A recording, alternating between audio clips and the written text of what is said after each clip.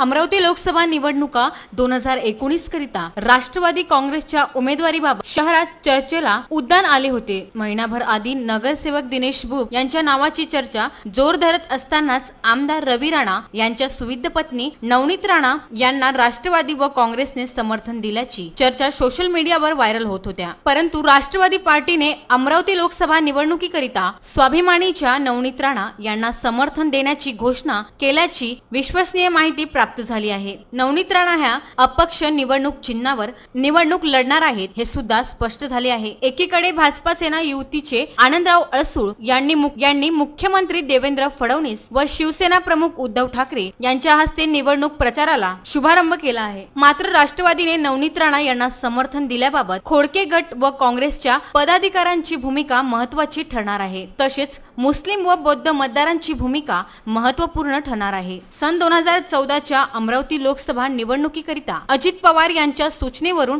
शरद पवार यांनी राष्ट्रवादीची उमेदवारी नवनीत राणा यांना दिली होती। त्यामुळे अमरावती जिल्ह्याचे राष्ट्रवादी नेते संजय खोडके यांनी राष्ट्रवादी पार्टीपासून दूरचे अंतर ठेवले होते। या निवडणुकीमध्ये सुद्धा संजय खोडके यांना दुर्लक्षित केल्याचे चित्र दिसून येत आहे। अशा परिस्थितीमध्ये कार्यकर्त्यांचा कल कुणाकडे राहील हे येणारी परिस्थिती सांगणार आहे। याबाबत नवनीत राणा यांनी VCN प्रतिनिधी जवळ आपले मनोगत व्यक्त केले आहे। Bureau report VCN news Amravati.